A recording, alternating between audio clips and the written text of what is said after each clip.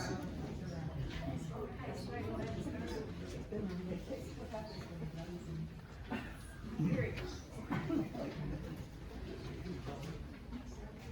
gonna mark down that tardy.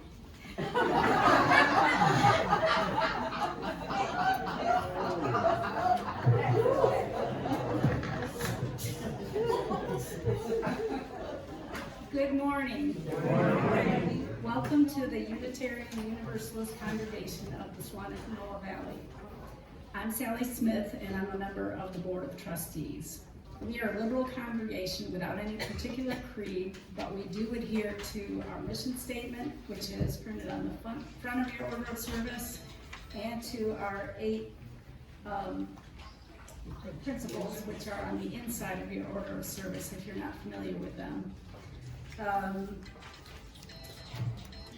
We like to say that we don't have to think alike to love alike, which means that everyone is welcome here.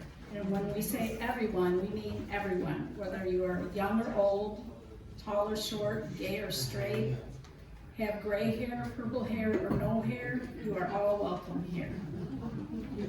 We have a bunch of announcements this morning. The first one is that Joy Levine is having some kind of medical procedure next week. Wait a second. Oh, It's Joy Levine and it's not me. it's not you? I'm Joy Levine, I'm not having an operation. So you I have- thought I said medical procedure, I didn't know what it was. You put it in your email. Oh, Yes. it's an epidural, it's not, you know. At any rate, you need dog walkers, right? Okay, yeah, and you're covered for the mornings, but you need somebody in the afternoons, is that right? Yeah. Thank Okay. you. So, see Deb Bingle if you would like to sign up to help Joy with her dog. Okay, other announcements. Let's see, Larry had one. There is a box in the portico labeled Books for Good. By donating books in this way, you will help raise money for the UUCSB. And Larry, you had another one too, right? Okay. Just regarding, I know you'll be amazed that I'm doing an announcement about the auction, but we are now getting started to begin to initiate, to commence, to get ready to start. So you will all be contacted by either Jim Rowe or Deb Bingle sometime soon saying, hey, what would you like to donate for the auction this year? So just to let you know that that's coming, and as it always does. Thank you. I just want to say that after the auction last time, I contacted both of my sons and said, you have got to come. He is unbelievable at this. Okay, Congratulations with your birthday yesterday. Anna, I think you have one? Yeah, mine is the same as last week. The fundraiser for our New American Family is next Sunday at the lake from 2 to 4 p.m. And we're still taking sign-ups for cold drinks and cookies. So if there's a sign-up sheet in the back, or you can email me. Thanks. Okay.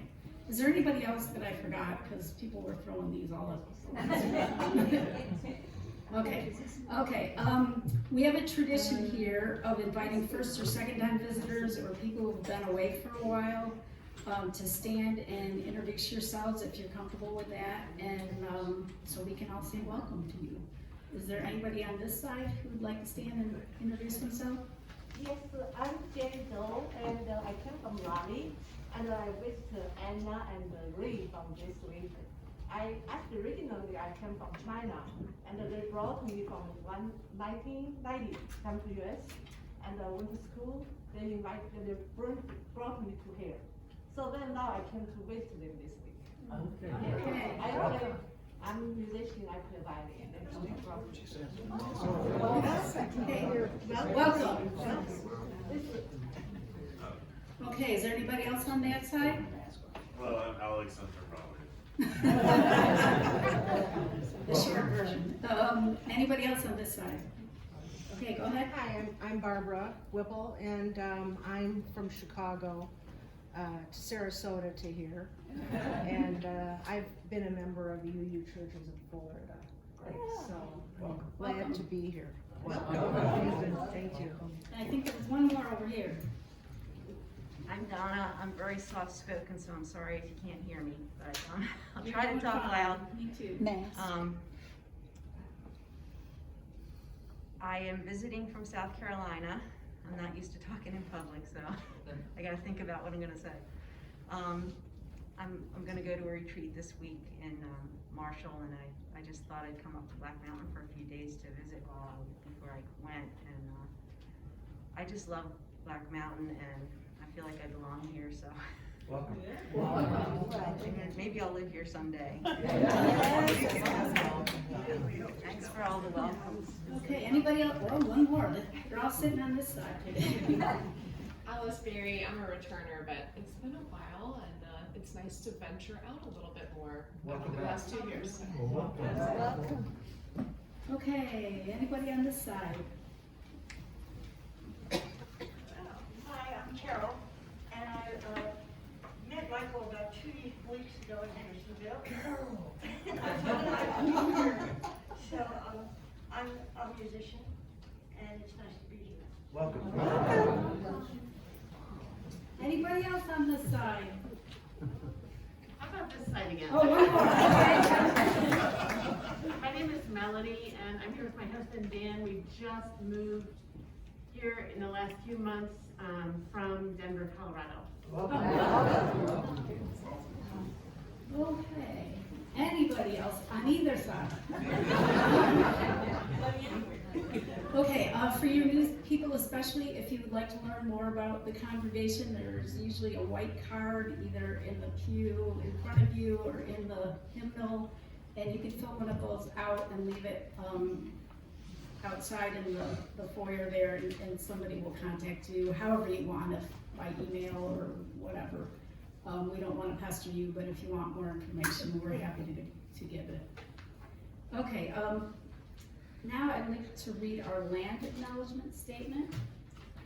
The UUCSB acknowledges with respect that the land we are on today is the ancestral home of the Cherokee and of other indigenous people. The Cherokee, through stewardship, understanding, and conservation, survived and thrived in this land. We acknowledge their enduring connection to their homeland. Okay, can everybody please silence your cell phones or other noisemakers, and we will let the service begin.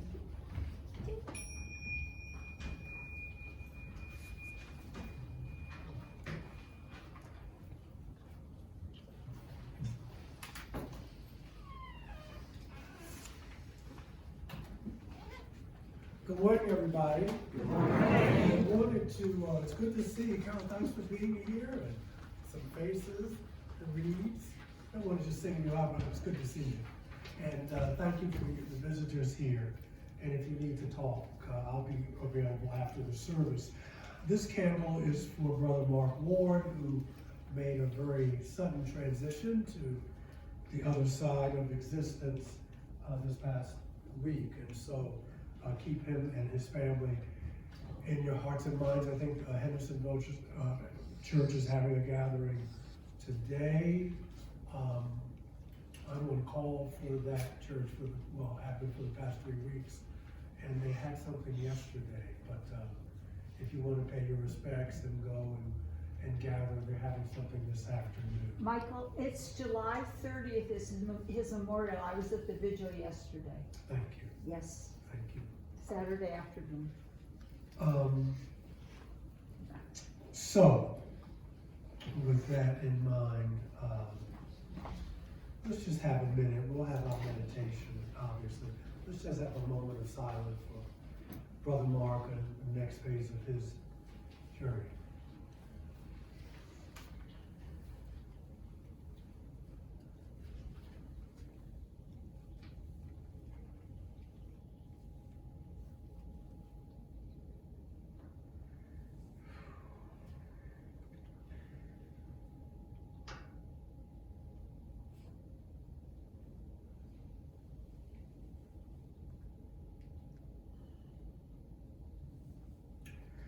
And so it is, we know that Mark's name will be inscribed on the tree of life forever. Our opening words this morning: holy and beautiful the custom that brings us together in the presence of the Most High, to face our ideals, to remember our loved ones in absence, to give thanks, to make confession, to offer forgiveness, to be enlightened, and to be strengthened.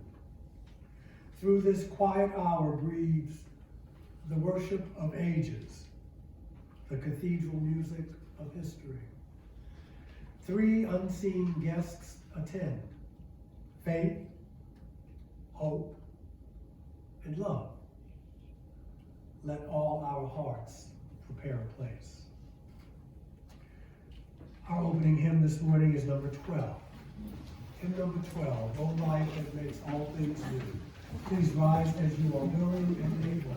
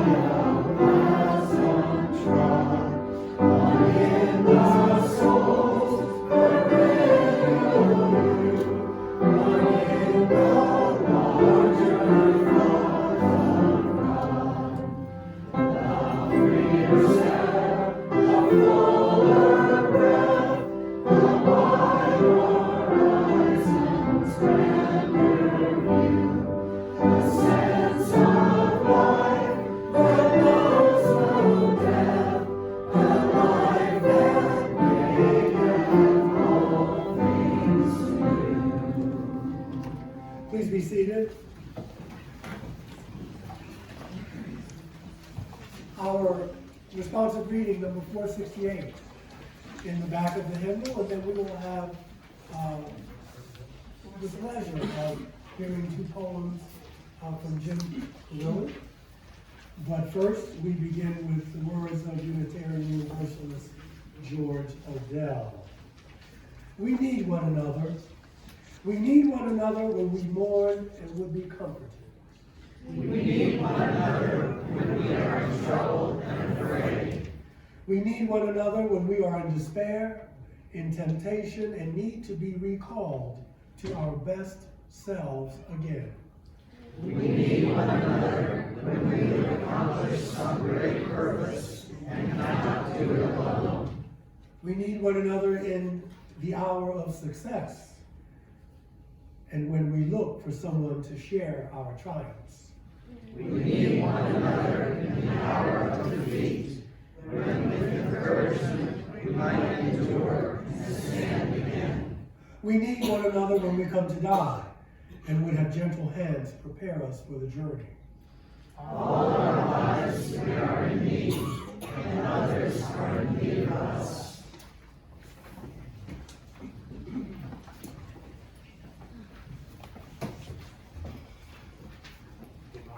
Good morning. We had just recently transitioned our first foster son, Finley, which many of you know, into his new family. And it was a bright, warm February morning. And I decided, since I had been fostering so much, that I hadn't had a chance to ride my bike. So I got out the bike, pumped up the tires, oiled the chain, and jumped on and started down our driveway. And as those of you who have been there know, it's a fairly steep driveway. And within 10 feet, I noticed I had no brakes. So this first poem is in reaction to that accident. 7th morning after the crash. Cold, stiffness, isolation, near constant pain. Then more intense pain, dangerous pain meds, mental fog, constipation, and risk of addiction. Total dependence on others. Can't shower or even wipe my own backside. Medical pokes, scans, measures. What number is your pain now? Only doctor's orders count. Stay in bed. Stay in your room. Stay at the rehab center, seemingly forever. No BLT. That's bending, lifting, or twisting.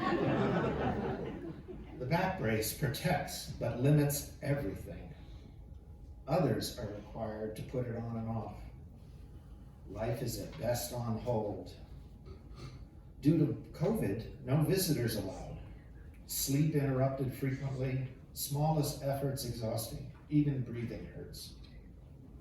Risk of major surgery or worse, maybe surgery can't help. Road to normal seems interminable. At best, a year of hard therapy ahead. And yet, life as I knew it might return someday. Rehab avoids putting the care, my care, solely on my wife. My broken body demands I focus only on healing. Serving others and worldly worries must wait. Loved ones can phone if I need them, and their shared concerns sustain me. I guess the rest is up to me. Can I be patient with myself?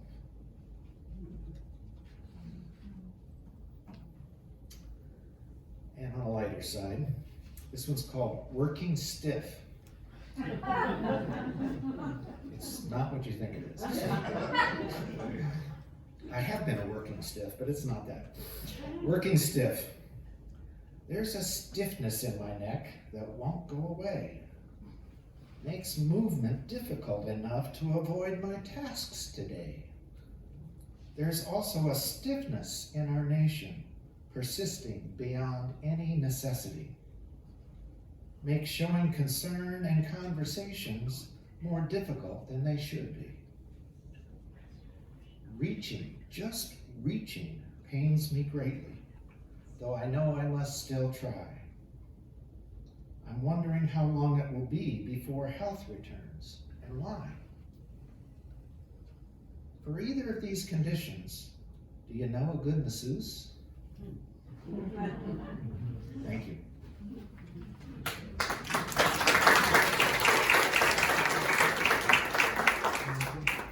Okay, this is the time of the service when we invite you to come and share a joy, a concern, a sorrow. Lady Di is the firekeeper, and you have the mic, and the floor is yours.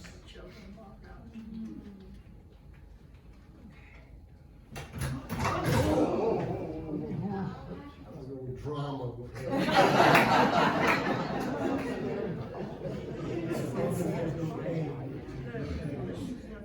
my name is Richard Graham, married to this lovely woman, Diane Graham. Today is the 51st anniversary.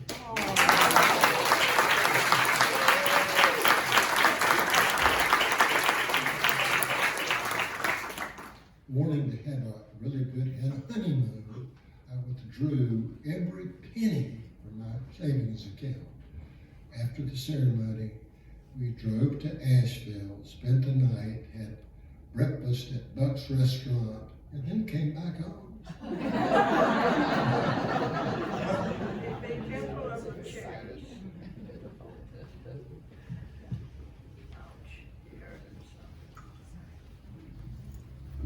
Diane, I'd like to light a candle of joy. Friday was my birthday, and you guys already sang that last week, so don't do that. But the care committee had an event for me of appreciation, which I certainly appreciated, and because it was my birthday, it became a birthday celebration as well as an honoring celebration. It was wonderful, and I thank everybody.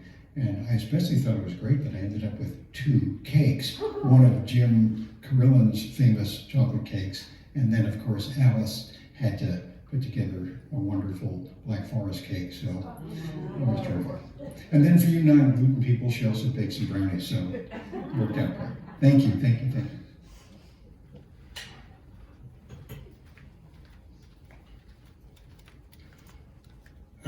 My name is David Reed, and I like to light a candle of joy and thankfulness, really.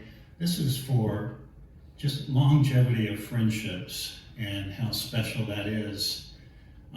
In preparing for my daughter's baby shower, which happened yesterday, our old friends that we originally met through the Sierra Club here 34 or 35 years ago, somewhere back then, helped us with, and I'm sure you all have backlog maintenance of your property and houses, but we had quite a list to get ready for the party.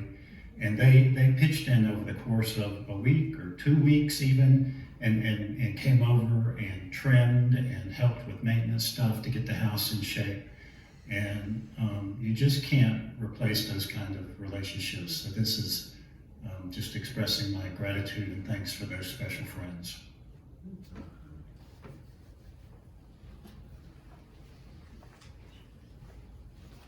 I'm Andy Reed, though I spell it correctly.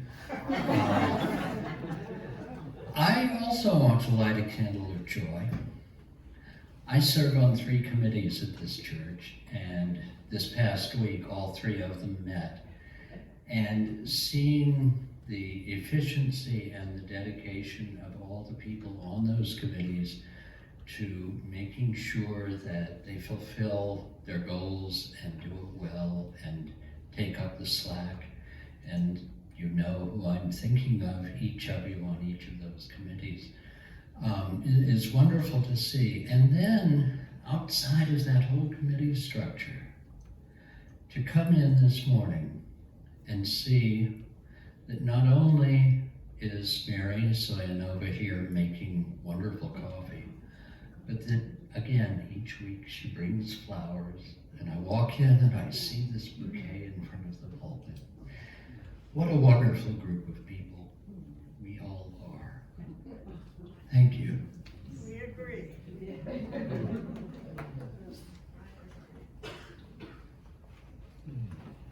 Hello, I'm Jane Carroll, and I'm married to David. And I just want to share that David received an award this week for spending 38 years working for the Sierra Club as a volunteer, and he received the National Volunteer of the Year award.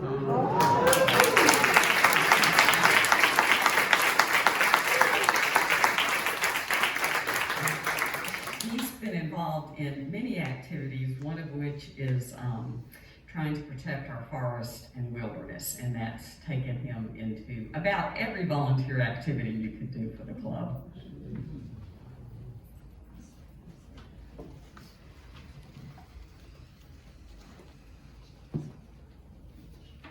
Hi, my name is Rochelle, and I have a profound joy to share with everyone that happened yesterday morning and carried me all the way through yesterday and into this moment.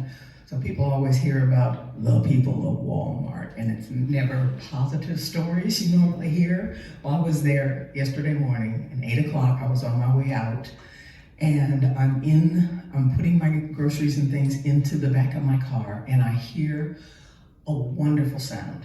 And there is a woman 2 aisles over, and she has her iPod buds in, and she's an African-American sister, and she can sing, and she was singing her joy to her Lord at the top of her lungs.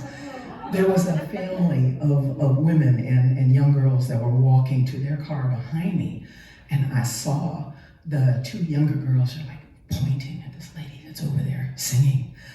And I look at them with a radiant smile on my face, and I said, you see that? That is pure joy pay attention so you recognize it the next time you see it.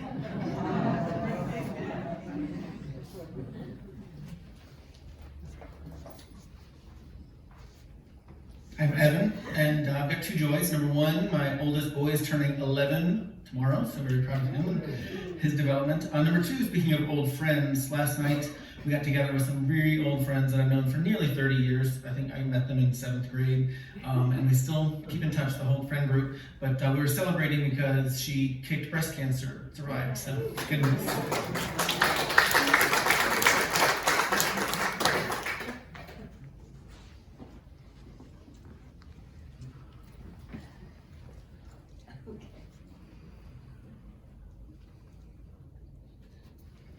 Hi, I'm Ray, and I just wanted to again welcome our friend Jenny and her son Alex. We haven't seen them in a number of years, and it's been so great to see them again.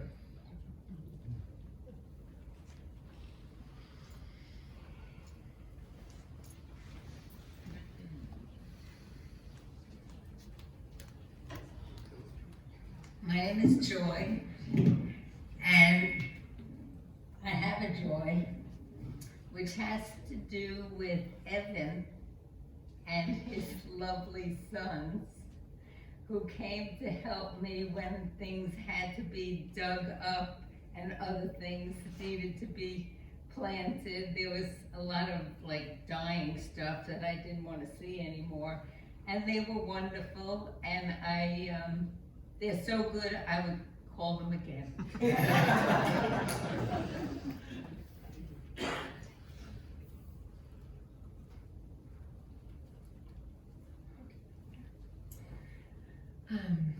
Expressing a concern today, I received a word that the mom of one of my dearest friends was diagnosed with stage 4 breast cancer, which they initially thought was not nearly as advanced.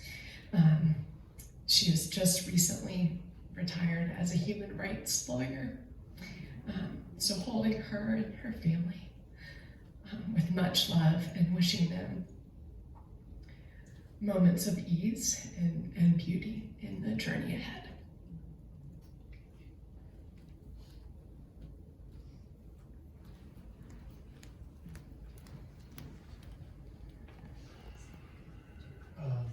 For those of you who, for whatever reason, decided not to come up and share a joy, a concern, a sorrow, know that we keep you in our thoughts and in our prayers and in our hearts and in our minds. And thank you, Diane. I switched around by mistake the order of service, so I'm going to do the meditation. I think the meditation is after this. So many ministers don't like to do the meditation or the offering before the sermon because if afterwards, because if you don't like the sermon, then you won't put money in the plate. So I'm very intentional about not doing that. But let's center ourselves and we'll do the meditation, have the time of quiet. We'll sing Spirit of Life, offertory, and then we'll do the sermon. This is called One Shining Day Makes Worthwhile the Clouds. It's by Meditations on Life and Death by Richard Gilbert. I've used this numerous times for his wisdom and insight. One shining day makes worthwhile the clouds. Incandescent blue and green mingle with brown, inspire me on this singular day. Time and weather and season conspire to impose this magnificence upon me. Whether I will or not, beauty penetrates me and permeates me. It fills my callous spirit with life. And I am drawn into the cosmic majesty just for a splendid instant. Days of cloud and gray are met with me yet. There will be other than this shining day. Days when my sullen soul will find no beauty in it at all. Days when my spirit is bleak and darkness clouds my horizon. Days when nothing matters but the pain of being. Days when nothing there makes sense and joy is a stranger. But this is a shining day. Green and blue and brown paint my landscape lovely. The winds of the heavens thrill by their touch. My world is in order and my soul is at peace. There are no clouds that can take from me the miracle of this shining day. And now for this brief moment, while our minds are one, I leave you with the eloquence of silence.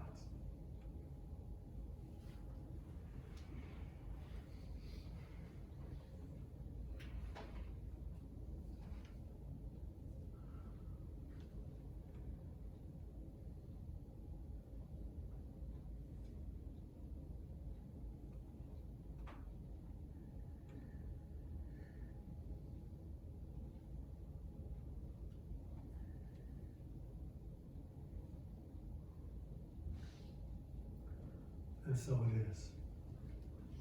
All right. So, let's do the hymn before we do the offertory. You don't have to stand unless you feel a need. Spirit of life. I'll give you an actual anthem as it were.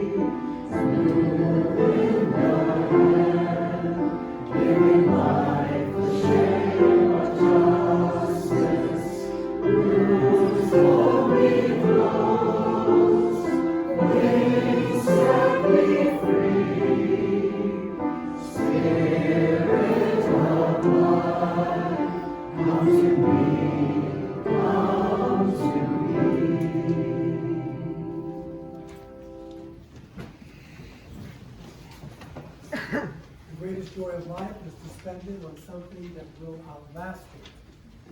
And in that spirit, we collect this morning's offering.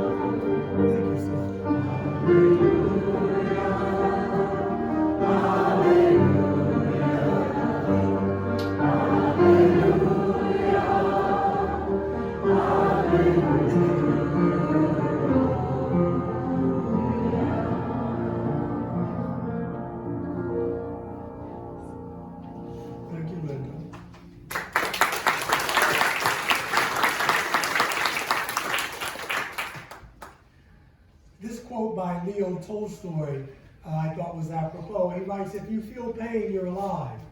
If you feel other people's pain, you're a human being. Or at least an empath. Or maybe a little little dysfunctional.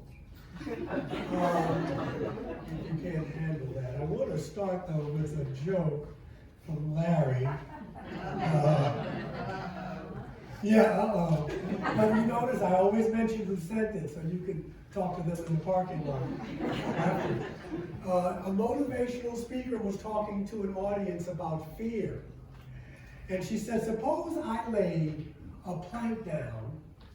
I laid it down on the floor that was 1 foot wide and 20 feet long.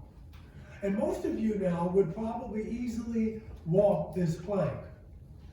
But suppose I told you that it was between 2 10-story buildings. And even if I guaranteed you that the plank was completely stable and that no wind would come along, most of you would refuse to walk it because of the fear of falling to your death. But suppose one of your children was on top of the other building and it was on fire. Would you walk it then? From the back of the room came a voice. Which kid?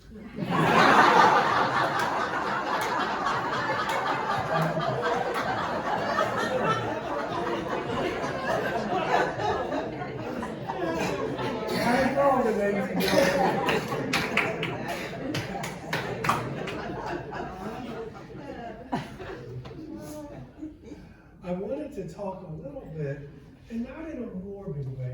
You'll be okay when you walk out. You won't want to pull the trigger. But I wanted to talk about coming to grips with pain. There's so many people on the globe, but especially in our nation, who are in pain.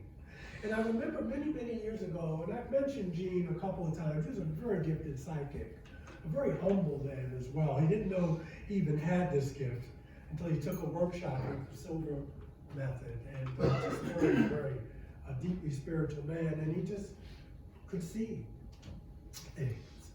And we were talking about a friend of mine at the time who was having all these health problems, one after the other, for a few years. And he said, Michael, some people don't even know that they're suffering. It's just become such a way of life for them. They're not introspective, and where am I bringing some of this stuff on? Or, they're just walking through life this way. And so on the path to evolution, to human evolution, rarely do we decide to walk this path because it's a difficult path, unless we have been shoved or pushed or prodded by pain. That pain may be emotional, it may be physical, it may be psychological, it may be all three. But somehow pain is the great motivator. Now I want to be clear here. We can also learn from joy. But humanity as a collective, it seems that we got to do it the hard way. It's got to hurt us before we get it. And even not then. When we look at the 8 principles that we affirm and confirm as Unitarian Universalists, those principles are born out of the fact that the things that we affirm are really not in abundance in the world today, or at least it appears that way. For instance, for you social justice activists, a lot of that energy is born out of anger and pain. It is how we channel the pain that makes the difference, for we don't want it to consume us. We don't want it to eat us up alive. We don't want our pain, or anybody else's pain for that matter, to consume us. And I'm sure you've heard these stories. I'm thinking of artists now, particularly performance artists, actors, comedians, and many talented and not so talented comedians have said that their personal pain is the key to their humor. So you see, pain is the messenger, a most unwelcome messenger, but a messenger nevertheless. But it brings awareness. And rather, I shouldn't say it brings awareness, it can bring awareness but many times we push our pain away so as to ignore the message that it brings. And so basically this is a delaying tactic, if you will, for it is only a matter of time before the pain appears. You will act it out. And so you see, our pain can let us know where we betrayed ourselves. This is crucial, especially in our relationships with others, but more importantly, with the relationship with ourselves. And until we are aware of our own self-violation, we simply cannot journey the journey toward wholeness and allow healing to really begin. So when it's all said and done, no matter what we're told, pain is not necessarily bad. It's not a punishment. It's part of the human experience. It's part of being a human being. And so it is a call to become conscious or woke to our hidden suffering into awareness. In short, it's a shift in perception. And so even though, our more conservative brothers and sisters have a bug up their butts about being woke, I mean, it's nothing to be ashamed of. If you remember the story when David was asked, who are you? What are you? Are you a holy man? No. Are you a prophet? No. Are you a seer? What are you? He said, I'm awake.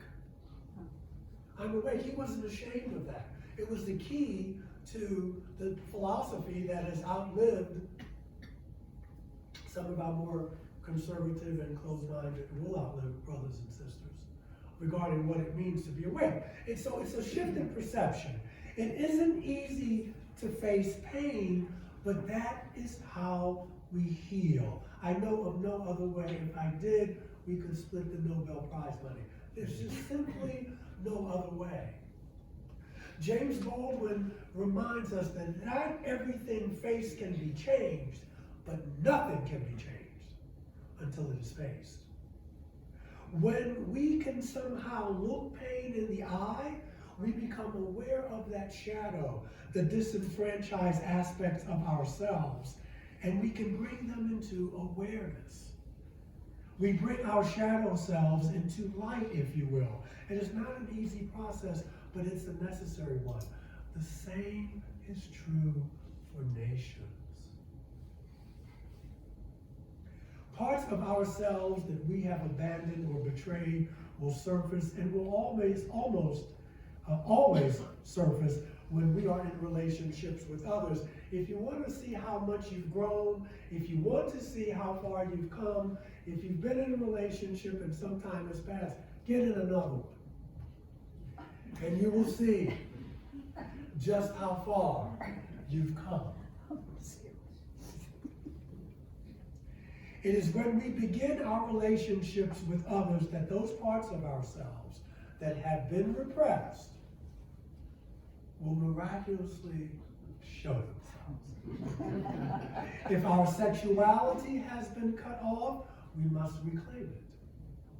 If we have neglected or repressed our personal power, we must find a way to accept and express these important aspects of ourselves. Obviously, the benefits of this are legion, and our social justice efforts will be more powerful. Not just those efforts in life, period, but our social justice efforts will be more powerful, more insightful, more authentic, more full of compassion, and probably, most importantly, more full of love.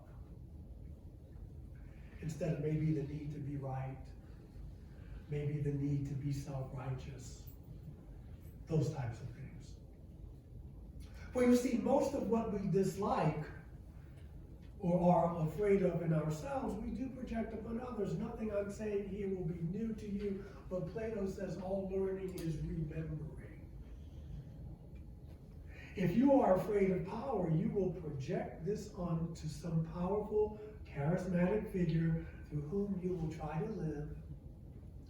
When and if that person abuses you or betrays you, You forget that it was you who gave away your power in the first place. We see this in the political sphere. Reclaiming all of, not just there, but we do see it. Reclaiming all of ourselves means facing the parts of ourselves that we are afraid or ashamed of. And other people who embody these qualities merely help us to discover them in ourselves. This is why relationships are such a powerful tool in the work of inner integration, spirituality, call it what you will. Carl Jung told us that until you make the unconscious conscious, it will direct your life, and you will call it fate. You wouldn't have a clue. You wouldn't have a clue. So blaming other people for our suffering just prevents us from healing. If you truly want to heal, don't focus on what the person did to you. Look at your own actions, take the responsibility. Look at the role we played in the drama, not to blame. Not to blame anyone else or ourselves. Because when it's all said and done, we cannot change other people. I cannot stress that enough. You cannot change other people. You see what bargains for love you try to make, I try to make, we try to make. And you kind of try to unpack that. Did we accept degrading conditions in exchange for attention or approval? Did we exchange sex for financial security? Not going to ask for a show of hands. Because we were suffering from skin hunger and loneliness. We've all done it, please. We've all done it. If so, and we've all been there at some point in our lives, perhaps we now understand on a deep level that love cannot be purchased or bargained for. If we accept love with conditions, we will experience the conditions but not have the love. Real love does not establish conditions. It doesn't ask you to suffer or to sacrifice. Every abusive relationship offers us the opportunity to say no to what does not honor us. And if you can say so now, it's just less wear and tear on your colon in the years ahead. But first we have to come to grips with any of these situations. They must be self-directed.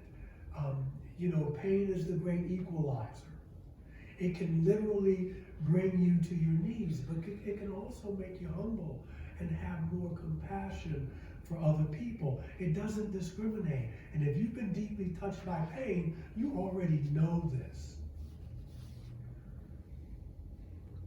Many of you I know are really deeply kind-hearted people. Many of you know that you're empaths, and some of you don't, but you are. And you do feel the pain of others. You do. And if you do have that gift, just like clairaudience or anything, you have to do special things to take care of yourself because you're like a sponge. Whether you surround yourself in white light, or you meditate, you take Epsom salt baths, you have to keep your aura clean because you're just absorbing everything. You feel compassion when you see others in pain. You don't need to push people away, but you don't need to try and fix them either. That's not your job. You hold them in your heart, you offer them words of encouragement, maybe a hug if they feel comfortable, you empathize with what they go through, but you don't have to take that on. Good fences make what? Good neighbors. Robert Frost reminds us of that. Not unless that's your goal. Not unless that's your mission. There are some people, it's mission. Cain came into the world and it led him to his death early. People have that. Some of you, if that's your goal, ignore what I just said. But most healthy people, you're just trying to get through the day. You're just trying to create a community. And sometimes we take on more than we have to. Boundaries are important. Knowing where you leave off and others begin is crucial. And this is difficult, but it can be done because we're proud of the spiritual adult in ourselves, but we're ashamed of the wounded inner child. You don't have to wear your heart on your sleeve. I'm not asking you to do that. It's not safe, it's not intelligent, but most importantly, it's not necessary. How many of us simply don't know. And we don't know that we're hurting, but some of that hurt we're bringing on ourselves. Some of us have been wearing our mask so long, I'm not talking about your COVID mask, that we forget that it's a mask. However, those who have the courage to face the pain, to pull the mask off, they give themselves permission to grow and to be who they were meant to be. And you can feel it in your life. You see it in your life. You can feel it in your body. Closed hearts begin to open. Lungs begin to be able to breathe, and blocked energies are released. This is the healing process. No more and no less. Pain is part of life.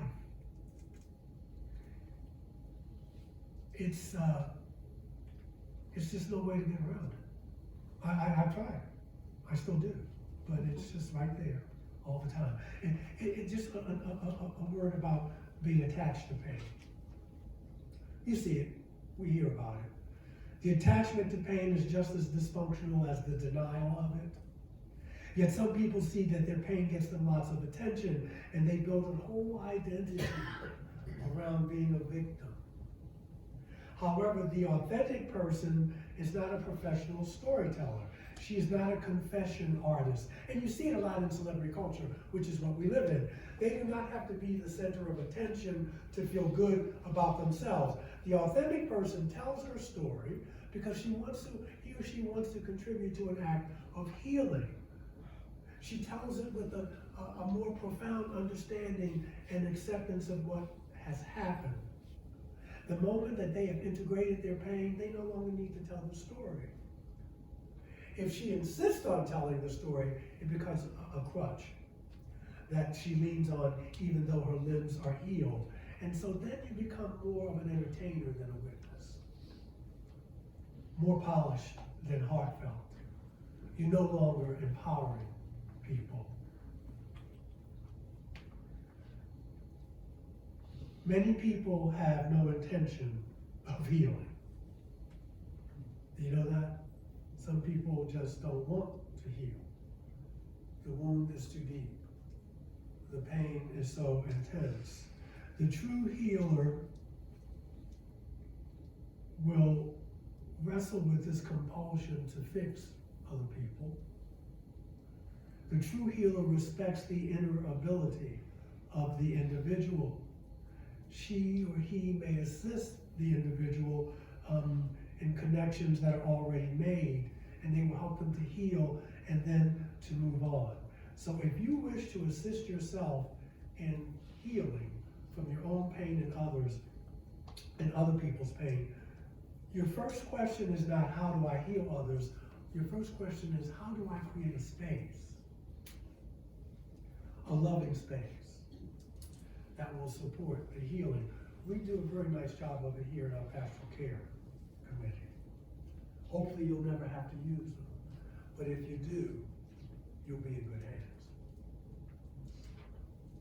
Be the person who breaks the cycle. If you were judged, choose understanding. If you were rejected, choose acceptance. If you were shamed, choose compassion. Be the person you needed when you were hurting, not the person that hurt you. Why? Because we know hurt people hurt people. The decision to heal from pain is often a lonely one. I think you should know that. Yet you don't need to heal alone. Your healing is much quicker and more profound when you're in community with others. A healing community can be created. It can be your congregation, your mosque. It can be really whatever you, temple, hospice. As long as the individual is surrounded by loved ones, this is the healing community. In this community, people learn to open their hearts and move through their fears. They learn to deal with their anger and grief. They learn to forgive themselves and each other. In other words, they learn to atone. And what is it? At-one-ment. Atonement is at-one-ment. And in this community, we bear the witnesses of each other's joys and sorrows. We feel compassion. We inspire. We become more authentic people. And in this healing community, people gain the courage to be themselves and to live honestly with one another, to be able to be intimate with one another. And you live and you die having stepped more fully into your wild and precious life. I hope this community sounds familiar to you because it's what we're trying to build here. Amen. Amen. I share. Blessed be. All right, let's go on. Closing hymn, number 18, What Wondrous Love. Please rise as you are willing and able.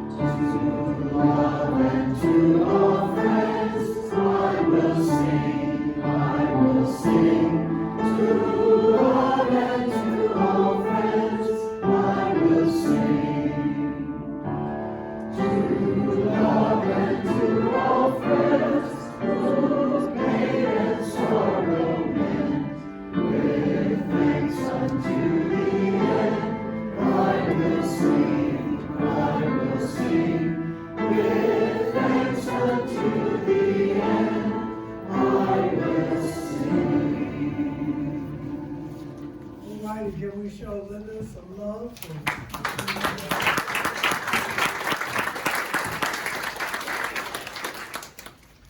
And now may love howl every home and every heart. May the light of truth shine bright among you and bless you with what? With wisdom and beauty and strength. You're going to need. Have a wonderful afternoon.